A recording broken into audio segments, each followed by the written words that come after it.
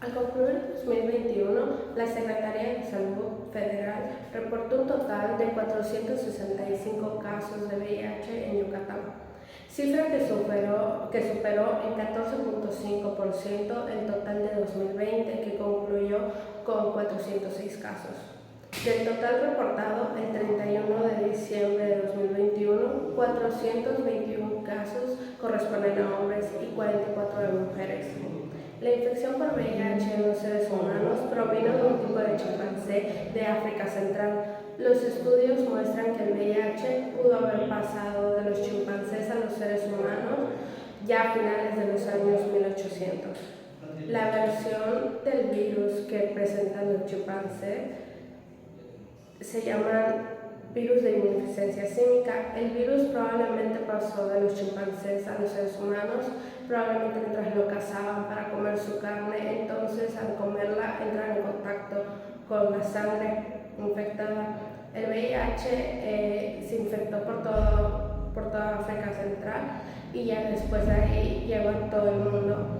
El virus ha estado en Estados Unidos por lo menos a mitades de la segunda época de 1970. En 1980 fueron los primeros casos que llamaron la atención de los médicos. Se le veía como un tipo de cáncer. Los primeros casos se dieron en hombres de la comunidad gay. En julio de 1981, un suceso inusual fue mencionado en el reporte semanal de la CBC. 5 personas de Los Ángeles habían contraído neumonía y 2 de ellos habían fallecido. Este fue el primer reporte publicado en el que el VIH era una enfermedad mortal desconocida. De igual forma, fue registrado que todos los fallecidos eran hombres y habían tenido relaciones homosexuales anteriormente. Un segundo reporte en el mismo año 1981 decía sobre 21 casos y de igual forma absolutamente todos eran hombres homosexuales. Cada vez más hombres eran más reportados con esta enfermedad y para este momento todavía no tenían un nombre. Hubo mucha falta de acciones del primer reporte y gracias a ello el VIH sigue siendo un tema que persiste hasta hoy en día. La falta de acción previo hace que, si nos ubicamos históricamente en la época de lo que es del año 1980, la homosexualidad era realmente un tabú y de ahí se empezó a vender la idea de que la enfermedad era un castigo divino hacia la comunidad homosexual, en su estilo de vida perverso. También hay que recordar al ícono Freddie Mercury. Todos sabemos que murió por esta enfermedad, pero de igual forma por el tabú, casi hasta el momento de su fallecimiento, fue que se supo que tenía esta enfermedad. Él es una figura muy importante acerca de esta enfermedad.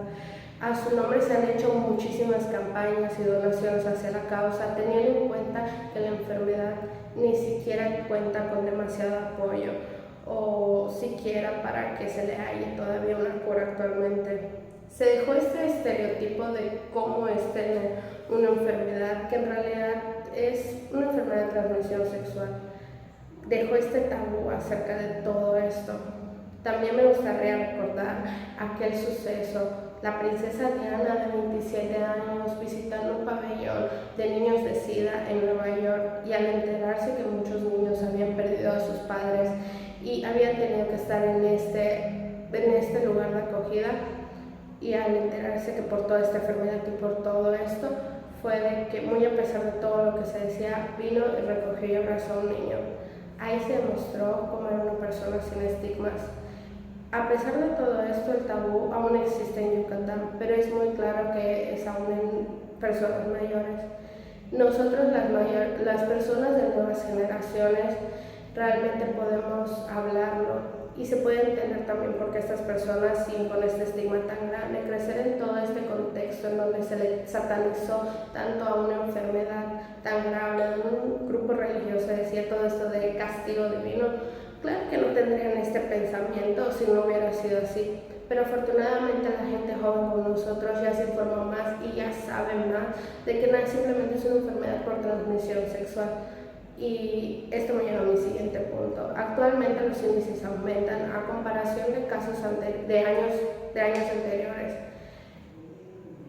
También existe esto en la comunidad, que hay este estigma que todavía, pero porque aún existe toda esta la información, realmente siento que se debe hacia la educación sexual. La educación sexual también es un tema de discusión actual.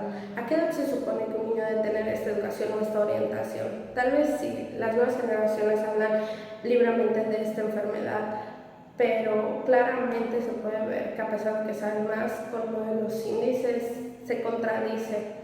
Tal vez hubiera más pláticas escolares sobre ello y sobre todo esto realmente se podría llevar a cabo una acción. Es claro que a pesar de que somos una generación muchísimo más informada, realmente nos informamos, pero en el momento del acto no establecemos esto.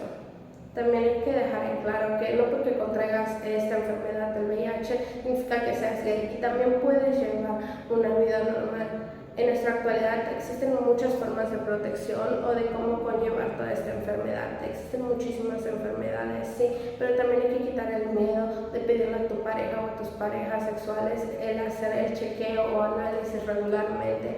Hay que quitar el tabú. En nuestras manos, como la generación del futuro, hay que bajar estos índices o llegarlos hasta cero, alzar la voz y cuestionarnos por qué existe tan poco apoyo hacia ello, porque no hay tantos tratamientos. Si fue posible hacer tantas vacunas para el COVID-19 tan rápido, hubieron tantos involucrados, ¿por qué con el VIH no existe realmente este apoyo hacia la enfermedad al VIH? Actualmente el seguro te proporciona retrovirales, pero ¿por qué tardó tanto en que lo hicieran? Me gustaría que todos nosotros extendamos nuestros pensamientos hacia todo ello y nos cuestionemos, también nos cuidemos. Y así como cada segundo se comparten miles de memes en redes sociales, ¿por qué no se comparten también la información sobre cómo prevenir o cuidarse sobre el VIH? Todos y cada uno de nosotros tenemos en nuestras manos la posibilidad de cuidarnos y de disminuir cifras. Hablemos, investiguemos y cuidémonos, porque si me cuido, te cuido.